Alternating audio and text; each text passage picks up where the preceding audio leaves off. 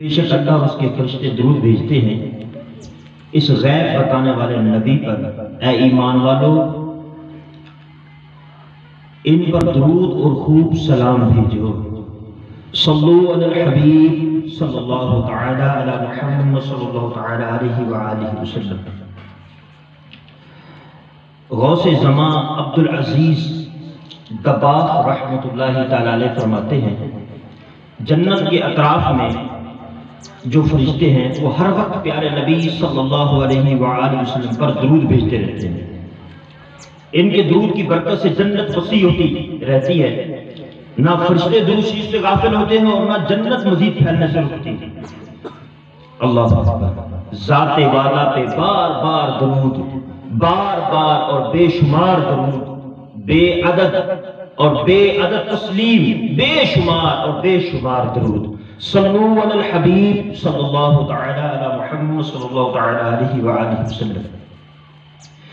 معراج ہمارے آقا صلی اللہ علیہ وسلم کا نرالا اور حیران کر دینے والا معجزہ ہے۔ آپ صلی اللہ علیہ وسلم مکہ مکرمہ سے چلے، مسجد اقصی پہنچے، پھر ساتواں آسمان اور جنت کی سیر، جہنم کے مشاہدات، اور سب سے اہم یہ بات کہ رب کائنات کا جاگتی آنکھوں سے دیدار کر کے رات ہی رات میں واپس تشریف لے آیا۔ ابھی بستر مبارک گرم تھا، کنڈی بھی ہل رہی تھی اور وضو کا پانی بھی ابھی بہہ رہا تھا۔ اللہ پاک رحمت نازل فرمائے اعلیٰ حضرت علیہ رحمہ پر کہ آپ نے بڑی خوبصورت بات کہی، عرش کی عقل دنگ ہے، چرخ میں آسماں ہے، جانے مراد اب کدھر ہائے تیرا مقام ہے، شان خدا نہ ساتھ دے ان کے خرام کا وہ باس، سدرا سے تا زمین جسے نرم سی ایک اڑن ہے۔ صلو علی الحبیب صلی اللہ تعالی علی محمد صلی اللہ تعالی علیہ وآلہ وسلم۔ اللہ تبارک و تعالی نے پارہ 15 سورۃ بنی اسرائیل کی آیت نمبر 1 میں ارشاد فرمایا، سبحان الذی اسری بعبدہ لیلا من المسجد الحرام الی المسجد الاقصی الذی بارکنا حولہ لنریہ من آیاتنا۔ پاکی ہے اسے جو راتوں رات اپنے بندے کو لے گیا مسجد حرام یعنی خانہ کعبہ سے مسجد اقصی یعنی بیت المقدس تک، جس کے گردا گرد ہم نے برکت رکھی اور ہم اسے اپنی عظیم نشانیاں دکھائیں۔ اس آیت کریمہ میں پیارے نبی صلی اللہ علیہ وآلہ وسلم کے سفر معراج کے ایک حصے یعنی مکہ مکرمہ سے مسجد اقصی تک کا ذکر فرمایا گیا ہے۔ یہ آیت کریمہ اگرچہ کہ مختصر ہے، البتہ اس میں پیارے آقا صلی اللہ علیہ وسلم کی ایسی کمال شان بیان ہوئی ہے کہ واہ سبحان اللہ۔ بہت عرصہ پہلے ہند کے کسی علاقے میں رجب شریف یعنی شب معراج کی سالانہ محفل ہوا کرتی تھی، اور ہر سال اعلیٰ حضرت رحمہ کے شاگرد علامہ ظفر الدین بہاری رحمت اللہ تعالی بیان کے لیے تشریف لایا کرتے تھے۔ آپ کا معمول مبارک تھا کہ ہر سال اس آیت مبارکہ سبحان الذی اسری بعبدہ، اس آیت مبارکہ آیت کریمہ کے صرف ایک لفظ سے متعلق بیان فرمایا کرتے تھے۔ مثلا پہلے سال آپ نے صرف سبحان اللہ کی وضاحت فرمائی، دوسرے سال لفظ اسری کی، تیسرے سال بعبدہ کی، یوں آپ نے 12 سال میں اس آیت مبارکہ کی مکمل تشریح بیان کی۔ 12 سال کے عرصے میں ہر سال تقریباً 2 گھنٹے کا بیان ہوتا تھا۔ اس سے اندازہ لگائیے اس آیت کریمہ کے ایک ایک لفظ میں کتنے علم کے موتی ہیں، اس سے اندازہ لگائیے۔ علامہ ظفر الدین بہاری رحمت اللہ تعالی کے ان بیانات میں سے چند ایک جو تحریری صورت میں چھپے ہوئے مل جاتے ہیں، ایسے کمال ایمان افروز عشق رسول سے بھرپور علمی نکات ہیں کہ پڑھ کر ایمان تازہ ہو جاتا ہے۔ خیر یہ آیت کریمہ بہت وسیع ہے، اس کے معنی تو وہ ہیں کہ جو ختم ہی نہیں ہوتے۔ ہم آج کے اس بابرکت موقع پر اس آیت کریمہ کے ایک حصے کی مختصر وضاحت سننے کی سعادت حاصل کریں گے۔ اللہ پاک نے محبوب رب اکبر شاہ خشک و تر صلی اللہ علیہ وسلم کے سفر معراج کی ایک حکمت بیان کرتے ہوئے فرمایا، لِنُرِيَهُ مِنْ آیَاتِنَا، ہم اسے اپنی عظیم نشانیاں دکھائیں۔ یعنی اللہ کریم نے اپنے محبوب صلی اللہ علیہ وسلم کو معراج اس لیے کرائی تاکہ آپ صلی اللہ علیہ وسلم کو اپنی نشانیاں اور قدرت کے عجائبات دکھائے جائیں۔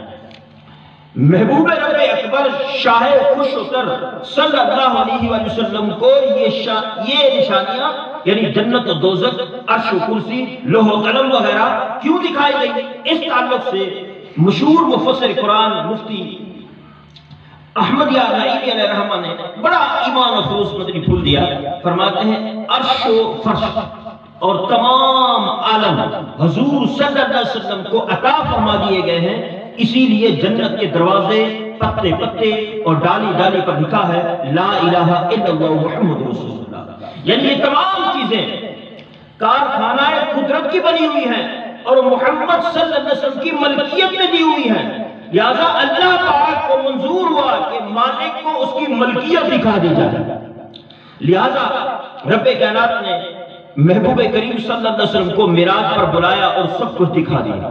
کونین بنائے گئے سرکار کی خاطر، کونین کی خاطر تمہیں سرکار بنایا، جی تمہیں نہیں اپنے خزانوں کی خدا نے محبوب کیا، مالک کو مختار بنایا۔ یہاں حبیب اور خلیل کا فرق بھی آپ ملاحظہ فرمائیے کہ حضرت ابراہیم علیہ السلام اللہ پاک کے خلیل ہیں، بہت بلند رتبہ نبی ہیں، ہمارے آقا صلی اللہ علیہ وسلم کے بعد سب نبیوں اور رسولوں میں اونچا درجہ آپ کا ہے۔ حضرت ابراہیم علیہ السلام کو بھی معراج ہوئی، آپ کو زمین و آسمان کی بادشاہی دکھائی گئی، آپ پتھر کے چٹان پر کھڑے ہوئے، حکم ہوا ابراہیم نیچے دیکھیے تو ساتوں زمینیں اور ان میں موجود قدرت کی نشانیاں آپ کو نظر آئیں، پھر حکم ہوا اوپر دیکھیے، آپ نے اوپر دیکھا تو ساتوں آسمان ملاحظہ فرمایا۔ اللہ پاک نے اس کو یوں بیان فرمایا وَكَذَلِكَ نُرِيَ إِبْرَاهِيمَ مَلَكُوتَ السَّمَاوَاتِ وَالْأَرْضِ، اور اسی طرح ہم ابراہیم کو دکھاتے ہیں ساری بادشاہی آسمانوں اور زمین میں۔ یہ حضرت ابراہیم علیہ السلام کی معراج، مگر حبیب اور خلیل کا فرق دیکھیے کہ حضرت ابراہیم علیہ السلام کو آسمان و زمین کی بادشاہی دکھانا منظور ہوا تو ایک پتھر پر کھڑا کر کے دکھا دیا گیا، لیکن جب باری آئی اپنے محبوب کی تو جنت سجا دی گئی، آسمان و زمین میں خوشیاں رٹائی گئی، حضرت جبریل امین علیہ السلام خوشبو کی بارات لے کر جنتی سواری براق کو ساتھ لے کر حاضر ہوئے۔ اللہ پاک نے اپنے محبوب علیہ السلام کو آسمانوں پر بلکہ ساتوں آسمانوں سے بھی اوپر بلایا اور اپنی قدرت کی عظیم نشانیاں دکھائی، یہ ہیں حبیب کی شانیں۔ قربان نشان و عصمت پر سوئے ہیں چین سے بستر پر، جبریل امی حاضر ہو کر معراج کا مدعا سناتے ہیں، اللہ کی رحمت سے سرور جا پہنچے درگاہ کی منزل پر، اللہ کا جلوہ بھی دیکھا، دیدار کی لذت بھی پاتے ہیں۔ علماء کرام بڑی پیاری بات لکھتے ہیں کہ اللہ تبارک و تعالیٰ نے ارشاد فرمایا اسرا بعبدہ، یعنی اپنے بندے کو لے گیا۔ اس جگہ لفظ عبد سے پہلے بات زیر ہے، اور اس جگہ اس بات کا معنی ہے مصاحبت، یعنی رفیق ساتھی ہونا۔ اس سفر مبارک میں اللہ پاک کی خصوصی عنایات، مدد و نصرت، لطف و کرم معراج کے دلہا سید الانبیاء صلی اللہ علیہ وسلم کے ساتھ رہا۔ اللہ پاک سرکار الوقار صلی اللہ علیہ وسلم کو مسجد حرام سے لے گیا، پھر تمام مقامات کی سحر کروا کے قدرت کے عجائبات اور نشانیاں دکھا کر مقام دنا کر فیض فرما کر محبوب کے ساتھ راز و نیاز کی باتیں کر کے اولین آخرین ان سب اگلے پچھلے کا علم عطا فرما کر حضور صلی اللہ علیہ وسلم کو تحفہ سلام و رحمت و برکت اور امتیوں کے لیے 5 نمازیں عطا فرما کر بخیر کو بھی مکہ مکرمہ تک پہنچا دیا۔ سبحان اللہ، یہ ہے حبیب اور خلیل کا فرق۔ حضرت ابراہیم علیہ السلام کو زمین و آسمان کی بادشاہی دکھائی گئی، مگر کیسے؟ زمین پر پتھر کی ایک چٹان پر کھڑا کر کے۔ یقیناً یہ بھی بڑا بلند مقام ہے، مگر محبوب کریم اور رؤوف رحیم صلی اللہ علیہ وسلم کو آسمانوں پر بلا کر سب کچھ دکھایا گیا، یہ شان سب سے نرالی ہے۔ معراج ہوئی تا عرش گئے، حق تم سے ملا تم حق سے ملے، سب راز و اوحا دل پہ کھلے، یہ عزت و حشمت کیا ہے۔ یہاں ایک اور فرق بھی دیکھیے کہ حضرت ابراہیم علیہ السلام کو کیا دکھایا گیا؟ اللہ پاک ارشاد فرماتا ہے ملکوت السماوات والارض، ساری بادشاہی زمینوں اور آسمانوں، لیکن محبوب کریم صلی اللہ علیہ وسلم کو کیا دکھایا گیا؟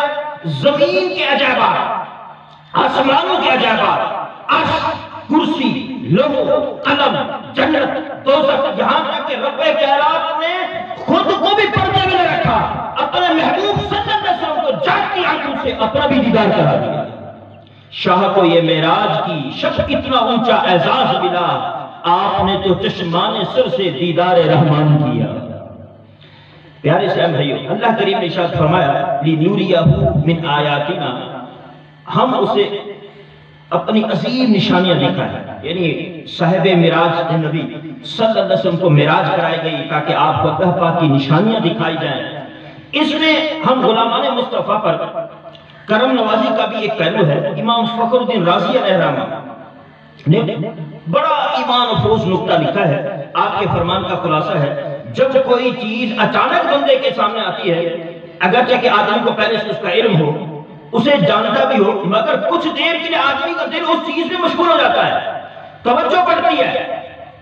رسول رحمت شفیع امت صلی اللہ علیہ وسلم جنت اور اس کی نعمتوں کا بھی علم رکھتے ہیں، دوزخ اور وہاں کے عذابات کا بھی علم رکھتے ہیں، مگر اللہ پاک نے قیامت آنے سے پہلے ہی آپ کو جنت کی نعمتیں، دوزخ کی ہولناکیاں دکھا دی، تاکہ روز قیامت جب جنت اور دوزخ کو سامنے لایا جائے تو آپ صلی اللہ علیہ وسلم کا دل اس طرح مشغول نہ ہو، بلکہ آپ صلی اللہ علیہ وسلم کی پوری توجہ اپنے غلاموں کی طرف رہے، ان کی شفاعت میں مصروف رہے۔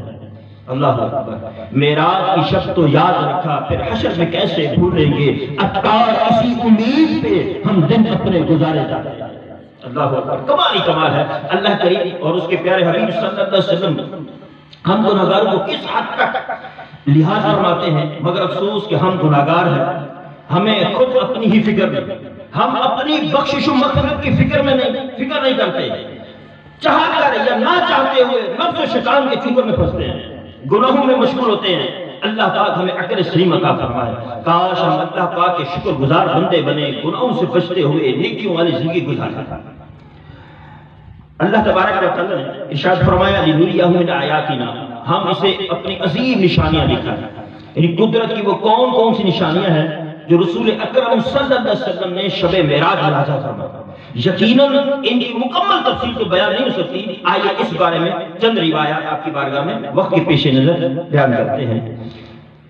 حضرت عبادہ بن صامت رضی اللہ تعالیٰ عنہ سے روایت ہے کہ معراج کی رات رسول مختار صلی اللہ علیہ وسلم نے جنت میں موتیوں سے بنے ہوئے گنبد نما خیمے مشاہدہ فرمائے، جن کی مٹی مشک کی تھی۔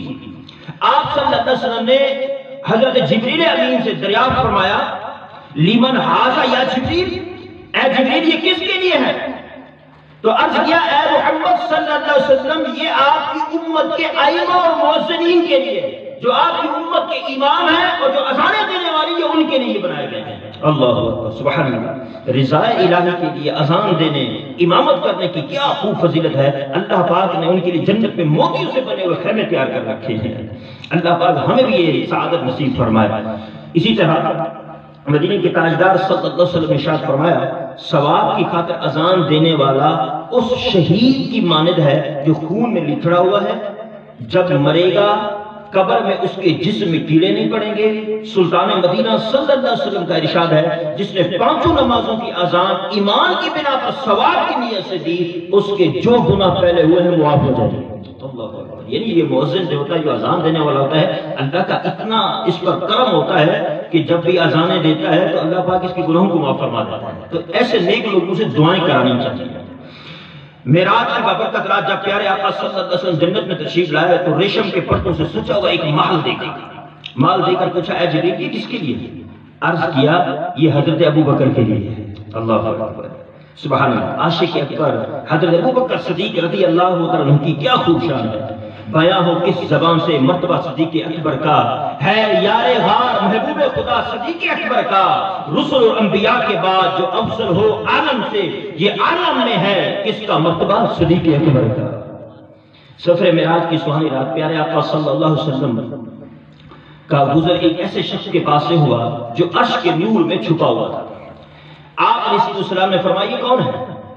کیا کوئی فرشتہ ہے؟ کہا گیا نہیں۔ فرمایا کوئی نبی ہے؟ کہا گیا نہیں۔ پوچھا یہ کون ہے؟ بتایا گیا یہ وہ شخص ہے دنیا میں اس کی زبان ذکر الہی سے تر رہتی تھی۔ دنیا میں اس کی زبان ذکر الہی سے کر رہتی تھی، اس کا دل مسجد میں لگا رہتا تھا، اور یہ کبھی اپنے والدین کو برا کہہ جانے یا ان کی بے عزتی کی جانے کا سبب نہیں بنا۔ اللہ اکبر! کیا ہمارے اندر بھی یہ چیزیں ہیں؟ کیا مسجد میں ہمارا دل لگتا ہے؟ کیا ہر وقت ہمارے زبان اللہ کے ذکر سے تر رہتی ہے؟ کیا والدین کو ہماری وجہ سے تو نہیں کو ستایا گیا، کہا گیا تیرا بیٹا نافرمان ہے، تیرا بیٹا شرابی ہے، تیرا بیٹا زانی ہے؟ کہیں اس طرح کی باتیں ہمارے والد کو تو نہیں کہی گئی؟ اگر یہ چیزیں نہیں ہیں تو اس کی بڑی شان ہے، اور یہ کیسا ہے کہ یہ عرش کے نور میں چھپا ہوا ہوگا۔ اس روایت سے پتہ چلتا ہے کہ ذکر الہی کی کثرت، مساجد سے محبت، والدین کے لیے برائی کا سبب بننے سے بچنا، یہ تینوں اعمال اللہ رب العالمین کی بارگاہ میں بہت محبوب ہیں۔ اس روایت میں اس بات کی ترغیب بھی موجود ہے، انسان گالی گلوچ، لڑائی جھگڑا، نشہ بازی، جوا وغیرہ کسی بھی ایسے فعل کا ہرگز مرتکب نہ ہو جو اس کے والدین کے لیے طعن و تشنیع اور بے عزتی کا باعث بنے، حشر کے روز خود اسے بھی شرمندگی کا سامنا کرنا پڑے۔ ایک اور روایت میں ہے کہ معراج کی رات آپ علیہ السلام کچھ ایسی عورتوں اور مردوں کے پاس سے گزرے جو اپنی چھاتیوں کے ساتھ لٹک رہے تھے، چھاتیوں کے ساتھ ان کو لٹکایا گیا تھا۔ آپ علیہ السلام نے پوچھا ہے جبریل یہ کون لوگ ہیں؟ عرض کی یہ منہ پر عیب لگانے والے، پیٹھ پیچھے برائی کرنے والے، انہی کے متعلق اللہ تبارک و تعالیٰ فرماتا ہے وَيْلٌ لِكُلِّ هُمَزَةٍ لُمَزَةٍ، خرابی ہے ان لوگوں کے لیے جو لوگوں کہ منہ پر عیب کرے، پیٹھ پیچھے بدی کرے۔ یعنی غیبت کرنے کا انجام کس قدر تباہکن ہے۔ بروز قیامت غیبت کرنے والے کو دردناک عذاب کا سامنا ہوگا۔ غیبت سے مراد گلے کرنا، کسی کے عیب دوسروں کو بیان کرنا، یہ ہے غیبت۔ اور اگر عیب نہ ہو، اپنی طرف سے عیب بنا کے بیان کرنا، یہ ہے تہمت، بہتان۔ بروز قیامت غیبت کرنے والے کا دردناک عذاب ہوگا۔ اس کا تصور ہی رضا دینے کے لیے کافی ہے۔ غور کیجیے، اگر غیبت کر کے بغیر توبہ کے مر گئے، دردناک عذاب مسلط کر دیا گیا، تو کیوں کر برداشت کر سکیں؟ اس لیے غیبتوں، چغلیوں اور دیگر گناہوں بھری باتوں سے رشتہ توڑ کر حمد و نعت سے رشتہ جوڑیے۔ ہر لمحہ، ہر گھڑی یاد الہی میں مگن رہیے۔ پیارے آقا صلی اللہ علیہ وسلم پر خوب درود و سلام کے مدنی پھول نچھاور کرتے رہیے، درود پاک پڑھتے رہنا چاہیے۔ اس کا ایک بہترین حل ہے، اپنے ہاتھ میں تسبیح رکھیں، 100 دانوں والی تسبیح رکھیں، یا کوئی بھی کاؤنٹنگ والی تسبیح رکھیں، اپنے ہاتھ میں رکھیں۔ جب ہاتھ میں تسبیح ہوگی تو آپ کو کچھ نہ کچھ ہلانا پڑے گا، جب ہلائیں گے تو زبان بھی ہلے گی، جب زبان ہلے گی تو ذکر الہی سے ہلے گی، اللہ کا ذکر کرتے رہیں گے ہر وقت۔ تو یہ اپنی عادت بنانے کے لیے یہ کام کرنا پڑے گا، ہمیشہ پہلے ریا آتا ہے اور پھر اخلاص نصیب ہو ہی جاتا ہے۔ تو تسبیح ہاتھ میں رکھیں، اگر کوئی بات کر بھی دیتا ہے ہر وقت تسبیح ہاتھ میں پئی ہوئے ہیں لوگوں کو دکھانے واسطے، تو ان کی وجہ سے ہم اللہ کی عبادت نہیں چھوڑیں گے، لوگوں کی باتوں کی وجہ سے۔ انشاءاللہ جو رب ہمیں تسبیح پکڑنے کی توفیق دے گا وہ اخلاص بھی دے گا۔ ہمیں عادت بنانی چاہیے۔ اسی طرح اللہ کے نبی علیہ السلام معراج کی رات میں کچھ لوگوں کے پاس جن کے پیٹ مکانوں کی طرف بڑے بڑے تھے، پیٹ بڑے بڑے تھے، ان کے اندر سانپ نظر آ رہے تھے، پیٹ کے اندر سانپ کچھ نظر آ رہے تھے۔ میں نے پوچھا جبریل یہ کون لوگ ہیں؟ کہا یہ سود خور ہیں، دنیا میں جو سود کا کام کرتے ہیں ان کے لیے عذاب ہے کہ پیٹ بڑے مکانوں کی طرح ان پر بڑے بڑے سانپ اور دور سے نظر آ رہے ہوں گے، پیٹ کے اندر سانپ ہے۔ اللہ اکبر! ایسے سامنے سانپ نظر آ جائے تو ہم ڈر جاتے ہیں، رات کو نیند بھی نہیں آتی، سانپ نظر آ جاؤ، اور جس کے پیٹ کے اندر سانپ ہوں گے اس پر کتنا عذاب کا علم ہوگا۔ اللہ اکبر! مفتی احمد یار خان نعیمی اس حدیث کی شرح کرتے ہوئے فرماتے ہیں چونکہ سود خور حفظی ہوتا ہے، حفظ کی مار بڑھتا ہے، بغیر محنت کے مال بڑھ جاتا ہے، کھاتا تھوڑا ہے پھر حفظ زیادہ کرتا ہے، اس لیے اس کے پیٹ واقعی کوٹھڑیوں کی طرح ہوں گے۔ لوگوں کے مال جو ظلماً وصول کیے تھے وہ سانپ بچھو کی شکل میں نمودار ہوں گے۔ آج کل ایک معمولی کیڑا پیٹ میں پیدا ہو جائے تو تندرستی بگڑ جاتی ہے، آدمی بے قرار ہو جاتا ہے۔ تو سمجھ لو جب اس کا پیٹ سانپ اور بچھو سے بھر جائے تو اس کی تکلیف و بے قراری کا کیا حال ہوگا۔ اسی طرح شب معراج آپ علیہ السلام ایسے لوگوں کے پاس بھی تشریف لائے جن کے آگے اور پیچھے چچھڑے لٹک رہے تھے، اور وہ چوپائیوں کی طرح چرتے اور کانٹے دار گھاس اور تھوہر، یہ ایک خاردار اور زہریلا پودا ہوتا ہے تھوہر، جس کے پتے سبز اور پھول رنگ برنگے ہوتے ہیں۔ اس کی 100 کے قریب اقسام ہیں، اور جہنم کے تپے ہوئے گرم پتھر یہ بندہ نگل رہا ہوگا۔ آپ نے اسلام نے دریافت فرمایا اے جبریل یہ کون لوگ ہیں؟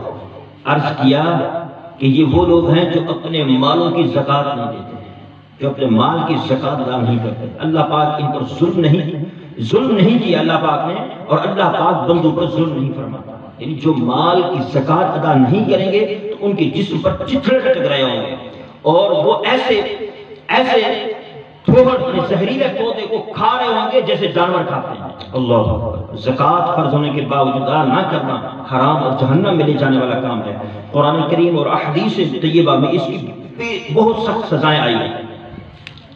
اسی طرح حضرت ابو ہریرہ رضی اللہ تعالیٰ عنہ سے روایت ہے کہ اللہ کے آخری نبی صلی اللہ علیہ وسلم نے ارشاد فرمایا جس کو اللہ پاک نے مال عطا فرمایا اس نے اس کی زکوٰۃ ادا نہ کی تو قیامت کے دن اس کے مال کو ایک گنجے ازدہا کے سام سے ایک بڑی قسم ہے ازدہا کی صورت میں بنا دیا جائے گا جس کی آنکھوں پر دو سیاہ نقطے ہوئے ہیں، اور وہ ازدہا ان کے گلے کا توپ ہوگا، ان گلے کا توپ ہار بنا دیا جائے گا، جو اپنے جبڑوں سے اس کو پکڑے گا اور کہے گا میں ہوں تیرا مال، میں ہوں تیرا خزانہ۔